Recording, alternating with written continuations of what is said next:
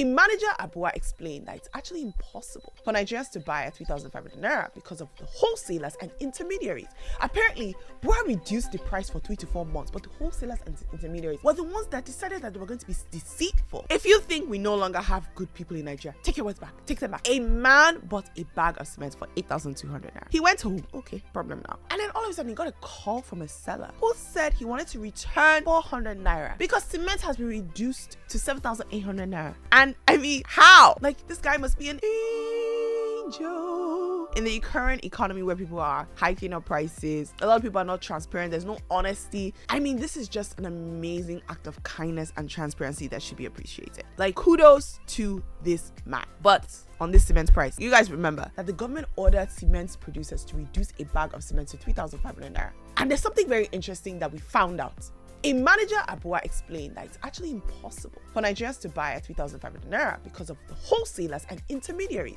Apparently, BUA reduced the price for 3 to 4 months, but the wholesalers and intermediaries were the ones that decided that they were going to be deceitful and hike up the price. So, who is doing ourselves? It's us. Dr. Mahmood said, so a company worth, and this is commentary online, of course, from someone. So a company worth billions had no one tell them that the wholesalers were going to buy the entire stock at 3,500 and resell for higher. Even if I was Dangote, I would buy BUA cement at 3,500, repackage and resell. You can't undercut when demand is already high. True, I agree with that.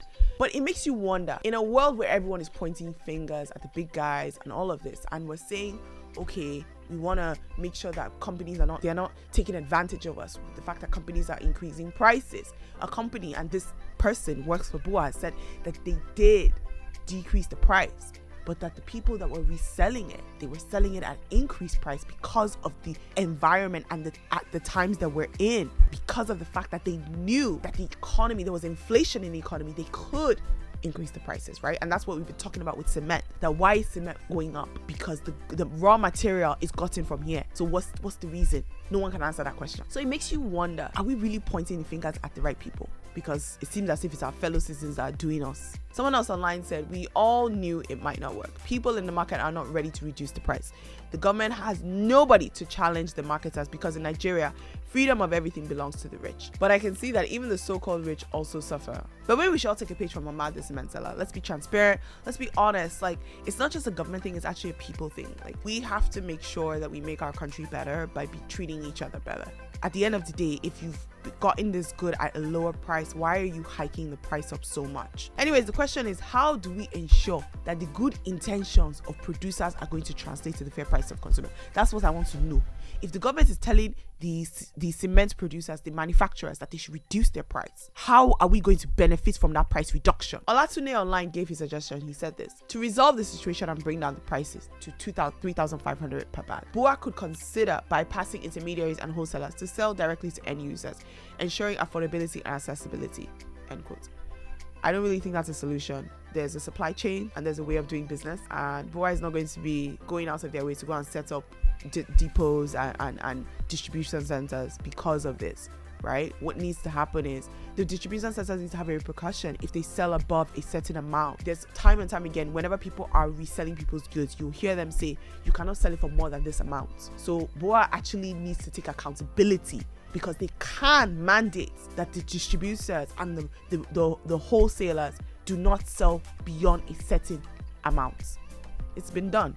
Even when I remember when I had my salon business and we were selling our hair products, anytime someone wanted to buy in wholesale, we said this is the amount that you can sell it, between X and Z. You cannot sell it for more than this amount. It's just that simple. Now, another way that they can use to tackle this regulation is by putting checks and balances. Also making sure that there's some sort of fairness. I think also if they allow there to be more competition amongst the wholesalers, because if you think about it, right, if a distributor says, if it's public knowledge what distributors are selling across the board, people are going to go to places where the distributor is selling it at a more fair price. Simple. And the person who is selling it at a price that is too high, their goods will not move. Maybe they'll bring their goods back down. It's just that simple. I am hoping that we're going to be able to find a solution to the cement price, because remember I said that this thing is going to affect housing in the future, and it's so important that we actually fix it right now. If not, you and I will be living and swimming in boats if we're not careful in the future. All right, that is it for this week on the Scoop But tomorrow is the weekend recap. I cannot wait to share all your comments and everything that you guys have been saying in regards to all the content that we've shared this week. I love the Scoop community. Make sure that you share all of our content. You can share it via WhatsApp, Facebook, X, and even on Instagram. In addition, make sure that you follow all of our pages on social media, Twitter, Instagram, and you can also follow us on YouTube as well. I will see you tomorrow on the weekend recap. Bye-bye.